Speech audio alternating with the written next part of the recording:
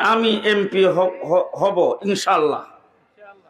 আপনারা সকলে মিলে যদি আমার খেজুর গাছটাকে যদি দানের শীষ বানান, কে কোথা থেকে বিদ্রোহী প্রার্থী হলো সেগুলি আমার দেখার সময় নাই। ইনশাআল্লাহ আমি এখান থেকে বিপুল ভোটে নির্বাচিত হব। শেষ কথা, আমি যদি নির্বাচিত হই তাইলে আমার উপাধি হবে জনপ্রতিনিধি। জনপ্রতিনিধির ব্যাখ্যা আপনারা কি বুঝেন আমি জানি না। জনমানি আপনারা, আমি হব আপনাদের প্রতিনিধি।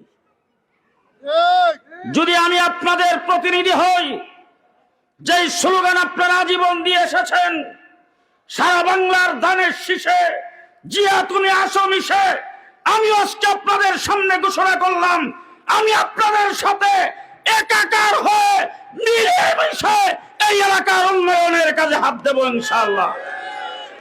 শেষ কথা, আরেকটি আশাবাদ ব্যক্ত করতে চাই।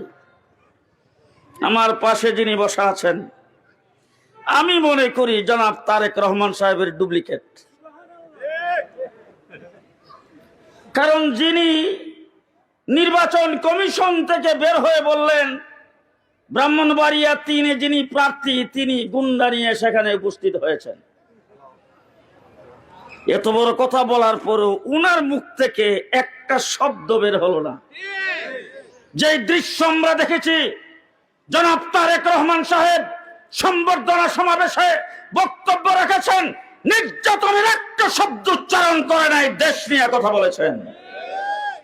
আরেকটি কথা যেহেতু মনে পড়ে গেছে এই জন্য বলছি, জনাব তারেক রহমান সাহেব দেশের দিনদার আলেম উলামায়ে কেরামের হৃদয়ে তিনি প্রবেশ করে ফেলেছেন। সংবর্ধনা সভায় এক বক্তৃতায় তিনি হাত উঁচু করে আল্লাহর সাহায্য যেভাবে কামনা করেছেন, মুহাম্মদুর রাসূলুল্লাহ সাল্লাল্লাহু আলাইহি ওয়াসাল্লাম নিয়ে ইনসাফের কথা যেভাবে বলেছেন, আমরা আগামী দিনে দেশে ইসলাম এবং জাতীয়তাবাদ, এই দেশের স্বাধীনতাকে টিকিয়ে রাখার জন্য আমার দল জমিয়ত উলামা ইসলাম থেকে আলেমদের পক্ষ থেকে ঘোষণা করছি, তারেক রহমানের হাতকে আমরা শক্তিশালী করতে চাই। সংগ্রামী সাথী ও বন্ধুগণ, আমি এমপি হব ইনশাআল্লাহ।